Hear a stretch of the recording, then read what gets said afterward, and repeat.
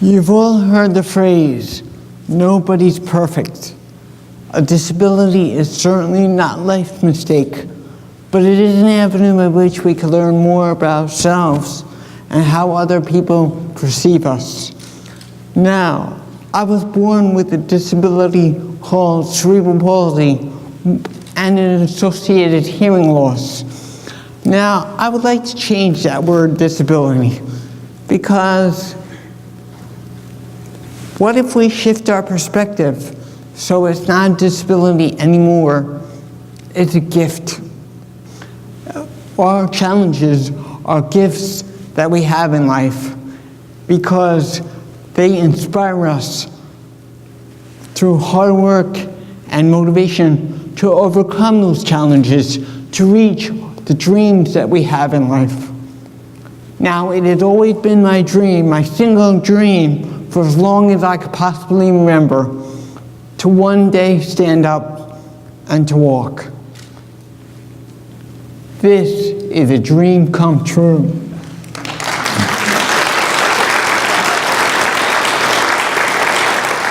Thank you, thank you. My feet were turned in like that when I was very young, and my mom noticed that, and she took me to several doctors. Most of them told her, "I'm sorry, Mr. Wichansky, there's really nothing we can do. Paul will never be able to learn to walk." My mom left disgusted and annoyed that she didn't get hope from a doctor, and she never gave up on her search until she finds one doctor who had a little more positive attitude. He told her this, "Mr. Wichansky, he can't walk right now, but maybe if we'll put braces on his legs, he will need to wear braces 7 days a week, 24 hours a day. That would hopefully turn his feet so they face forward. And if you could do that, there's a chance that he'll be able to learn to walk." And then he warned my mom, "I warn you, Mr. Wichansky, if this happens, it's not going to happen overnight. It can take years. But if you want your son to walk, it can only begin through small steps."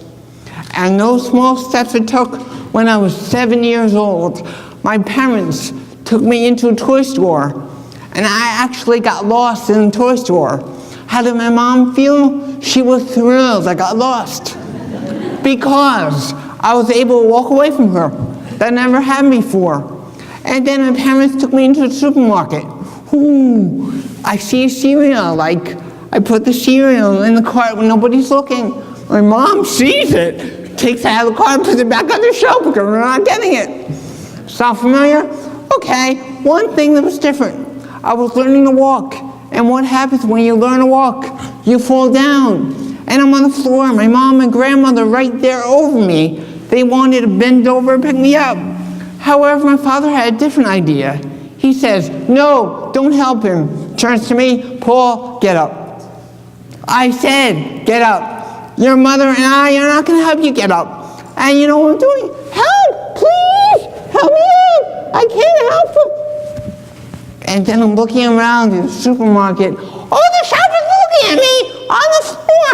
Help me up." My parents were not helping me. I was becoming frustrated. It's that little voice inside that screams, "I can't." My father was trying to teach me, "Paul, whenever you hear that word can't, or even if you think you hear it, don't even bother to listen. Instead, how do you spell it?" "That's easy, C-A-N''T. Well, I want you to grab the T and rip it out that word. You're left with can. Yes, I can. In other words, if we remove the word can from our vocabulary, we are just not willing to settle for anything less. So you know what Dad did? He encouraged me. "Paul, we're not going to help you. Shift your weight over. Put your hand on the shelf and try to pull yourself up. Go on, you can do it. Go on." He was encouraging me, and that's very important. If you fall down and your family and friends are always around you to help up all the time, you can never learn to get up on your own. Give me independence to learn to do things by myself, rather than have people do them for me, when all I need to do is reach a little beyond myself, and that is a word called achievement. Now, my mom is less strict than my dad is, all right? So she took me to therapy all the time, and I used to have fun with her, all right? And the longer I went to therapy, the better I was walking. When you walk into a supermarket or a shopping mall with a big smile on your face, it's contagious. The world smiles back at you all the time. So I was 18 years old, 18. I finally get my driver's license. Wow, I'm on the highway. I'm looking around at all the other drivers. Nobody is smiling. What can I do to get them to smile? Plan A. I try to drive like a grandmother. Now you may think it's funny, but think about this. If you go on the highway 5 miles an hour slower than the other cars around you, there's never any traffic in front of you, right? All the traffic ends up behind you. Who cares? You don't need to go faster. You don't need to slow down. You don't need to change lanes. You're on cruise control for 80 miles until your exit comes up. You're under no pressure or stress. And you have a big smile on your face. True, I was smiling. Do you think other drivers around me were smiling? No way. They passed me. I'm smiling at them. When I don't see my smile returned, I'm thinking they're thinking this guy's got to be nuts. So when that didn't work, I never gave up. I simply found another way to reach my goal. Plan B, which did work. Now, I have a little Mercury Topaz. It's grandmother's car. This is the wheel cap. It covers the lug nuts that hold the wheel onto the car. This cap is scratched, faded, chipped. It looks horrible. I wanted to get this looking brand new again, but in order to repaint it silver, I need to take off this chrome Mercury emblem. It's not chrome, it's plastic, but you get the idea.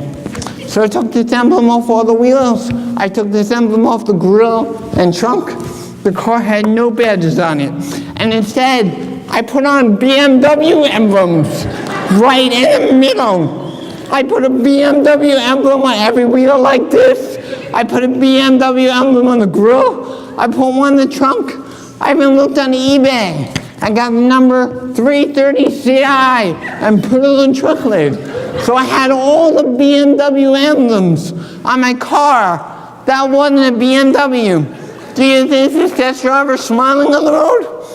Half of them do. You know what the other half say?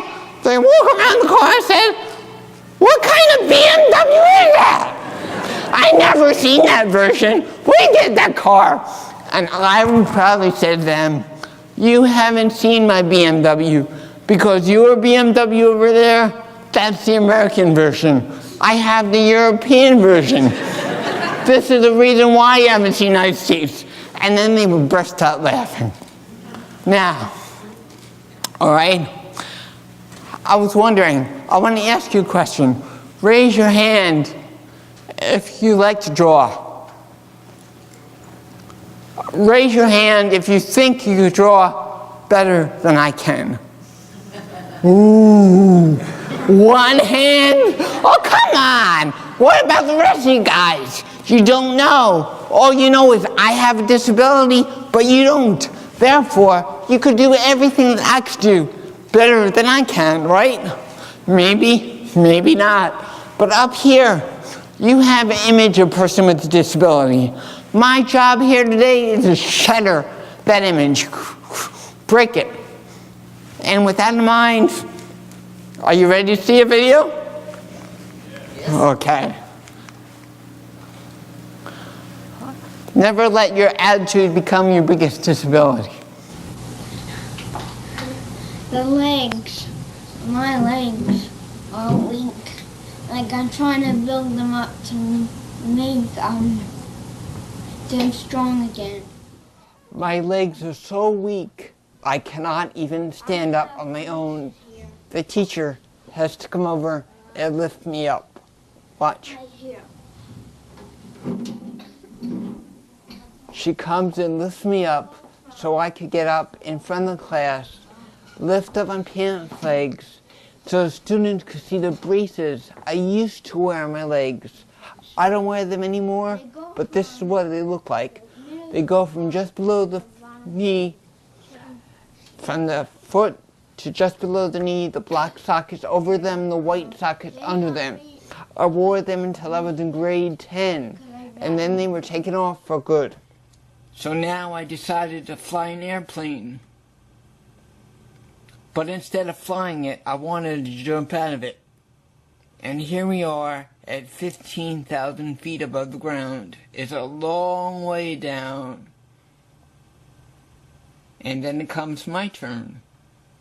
But I don't jump out. I'm pushed out. 120 miles an hour, straight down, 200 feet a second for 1 minute. You can't scream. If you scream, you choke on the air. So I try to show how strong I am. Watch me on the bottom. Mr. Muscles, yeah. Uh-oh. Don't turn around, it's making me dizzy. Hey, wait a minute. Didn't I say earlier in the presentation that I can't run? How am I ever going to get down if I can't run? Listen to what the cameraman says first. All right. Yeah, he did it. Paul just jumped out of his plane for the first time. Oh, you're a sicko. Yeah. A psycho? I don't think so. This is my friend Jeff. He persuaded me to jump out of the plane. All right, look at this. Yeah. There's Paul.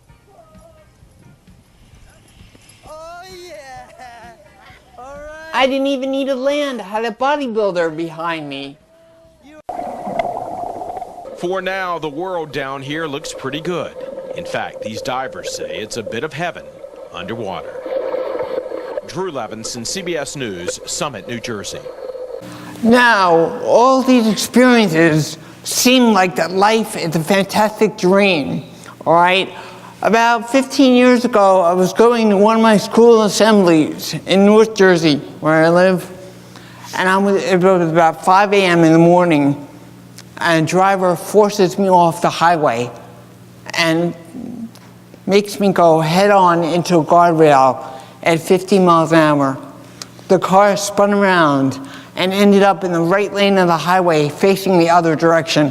When I look out my windshield, I see 18-wheelers coming towards me in my lane. I don't have any headlights to signal them. No parking lights. The whole front end was damaged, and it was 5 a.m. in the morning.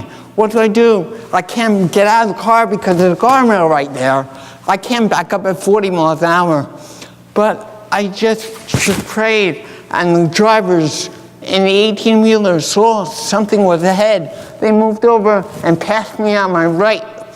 And after they did that, I turned around, pulled off on the shoulder when it opened up, called the state police. They came and took a report, but the other driver never stopped. And then this made me realize I was more interested to get to the school because I have a bunch of third graders. I didn't want to disappoint them. So the officer had no choice but to let me go. But he warned me, drive slowly. This car doesn't have front end on it anymore. And by the way, what kind of car is this? No, I'm not getting your BMW grill. You can leave it in the middle of the highway. Just go. Just follow me. I'll have my lights on. Just follow me. I'll take you to the school. So I got to school that morning. I did the assemblies. I got to tell you, emotionally, they were the most difficult assemblies I could ever do. But this made me realize that life is a dream. There are good times and bad times in that dream. The good times are when the sun rises in the east, it's high in the sky. Those are times when you feel good about yourself. Everything is going your way. You're happy, you're content, you're getting good grades in school, but there comes other times when the sun sets behind you, and then it gets darker. That's anger, frustration, depression. But the key here is to never lose sight of the future. Keep your gaze focused to the east. The sun must rise again, for me, for you, for everyone. And then it happened. My sun was rising again, and I decided to get a new BMW. This is actually a Honda Accord. I took off all the Honda emblems, and they put on BMW emblems. And then my little brother got married, and he had an idea to have me chauffeur him and his bride in my car at their wedding. And pretty soon, all my friends got in the act too. When they got married, they wanted to use my car. All right? So it turns out that my dream is to meet Billy Joel. I don't want to meet him in style. I have a cool car to show him. Okay? But the car is not the only canvas. I like to paint, I like to draw, and some of these are my drawings. I have a 1958 Chevy Impala convertible, the American flag with fireworks bursting around it, and even John Provost, who played Timmy. I painted Lassie, and he autographed my painting. My favorite one, the Porsche. I have this at home, and if you look below the Porsche, that's a 55-inch TV set. And finally, earning the PhD from Rutgers was a dream come true. And family and friends need to support you in reaching the dream. I got my grandmother, my orthopedist, my mom, my little brothers, and even meeting Billy Joel. A dream come true. Okay? Even inspiring the New York Giants.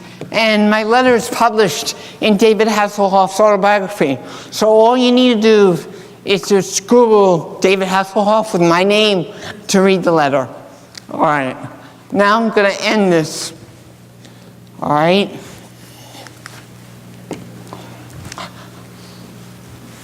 I want you to close your eyes. Just imagine that you are about to compete in the Special Olympics. You have your favorite sport, but all you need is a little motivation. So what can I offer you? So to each of the athletes, have fun and challenge yourselves to be the best you could possibly be. No matter the results of the competition, you are indeed a winner for accepting the opportunity to compete with yourself and against others. Of course, there may be times when you not come in first place, but you will never ever become a loser. Be humble when you achieve victory. Exude honor upon defeat. No one should ever tell you that you do not deserve what you want. If you strive to be the best you'll be, your perseverance shall faithfully guide you through the fiercest storms to the brightest sunshine of life. To the parents and coaches, we must continue to build that message of tolerance, a spirit of compassion, and the knowledge that comes from educating ourselves. Getting young students to become proud of their achievements means giving them more than emotional support and encouragement. They need to be surrounded by the company of family and friends that set high expectations for them. Your job is to set the lesson, love the person, and put what you have learned to use in all other relations within your community. Because the message of accepting others for their capabilities rather than their disabilities is indeed the greatest school of humanity. My little brothers, my sister Suzanne, and my parents join me in this important mission, but we cannot succeed without your assistance. We must all continue to open our minds, open our worlds, open our hearts for others to emulate. For the sake of everyone in this room, for everyone in the state, and for everyone in this great country. Thank you, and may God bless America.